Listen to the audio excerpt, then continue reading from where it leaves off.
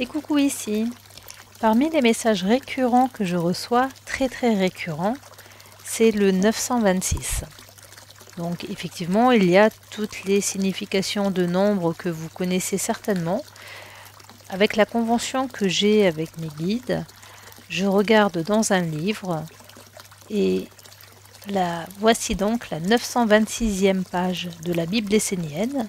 C'est l'évangile des archanges Michael, Gabriel, Raphaël, Uriel. L'évangile de l'archange Gabriel, livre 10, s'approcher de la source de Gabriel, psaume 60, reconnecte-toi à la source des sources et deviens toi-même une source d'eau pure. 1. L'homme est souvent plongé dans une inconscience de la réelle nature des choses. 2. L'essénien doit cultiver l'éveil de sa conscience. 3. En vous approchant de la source de Gabriel, vous devez vous éveiller. 4. Des êtres s'approchent de moi en cherchant à être purifiés, à connaître la véritable vie du monde supérieur, et en cela ils font bien. Une telle approche est une bénédiction.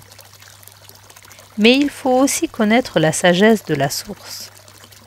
L'origine doit toujours être pure.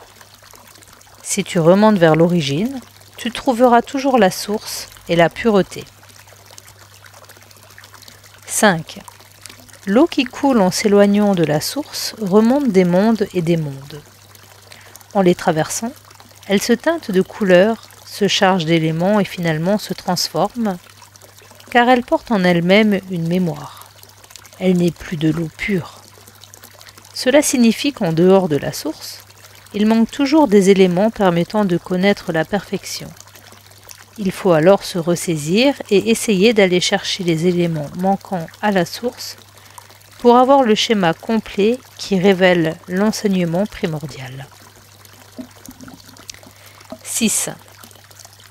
Toi qui vis dans la vie, qui penses que tu n'es pas une source, que tu es une individualité ou une personnalité agissant pour ton propre bien, mais aussi pour celui d'autres mondes, sache qu'en réalité, ce qui sort d'un pouvoir créateur comme celui de l'homme est une source abreuvant non seulement les règnes minéral, végétal et animal à l'extérieur de lui, mais aussi tous ces règnes à l'intérieur de lui et dans sa descendance, dans son propre futur et celui de l'humanité. 7. Tel est le pouvoir de la source. Elle abreuve et fait vivre des mondes et des mondes. 8. Par le mouvement de l'eau, ce que tu fais couler de ta source, ce que tu y mets comme inspiration, comme orientation première à travers une force et une animation, se concrétisera à travers ta descendance. Sache qu'il existe plusieurs formes de descendance et que c'est de cette façon que l'âme retrouve le chemin d'un nouveau corps. 9. Éveille-toi dans le temple de Gabriel, car là réside la source première de toutes les sources. Tu pourras alors comprendre le pouvoir de ta source de vie. 10. Unis-toi avec moi dans la pureté. Unis-toi avec la source première et ne fais couler à l'extérieur de toi que ce qui est compris, vécu et rendu conscient. Ainsi, l'eau qui va de toi vers l'autre sera pure. 11. En t'approchant de la source, de Gabriel, rends-toi compte de ta responsabilité, car quoi que tu mettes dans la source, cela continue son chemin et ne peut plus s'arrêter. N'y mets rien d'inconscient ni d'incompris.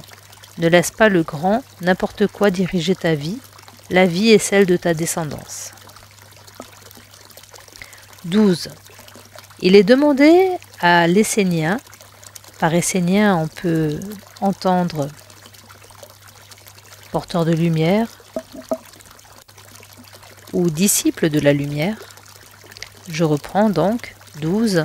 Il est demandé à l'essénien d'être un créateur en union avec Gabriel qui peut purifier les êtres et leur ouvrir un nouveau chemin de destinée par sa fidélité à la source et au message qui en jaillit.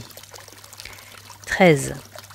Toi aussi, tu peux purifier ta descendance, qu'elle soit physique, aurique ou spirituelle. Il te suffit de te reconnecter à la source de tout commencement, à celle du monde divin. 14. Lorsque tu entres dans mon temple, sois conscient et sépare les choses. Laisse ce qui est sombre, négatif et incontrôlé dans le monde des hommes et approche-toi de la source avec ce qui est éveillé, travaillé, compris, maîtrisé.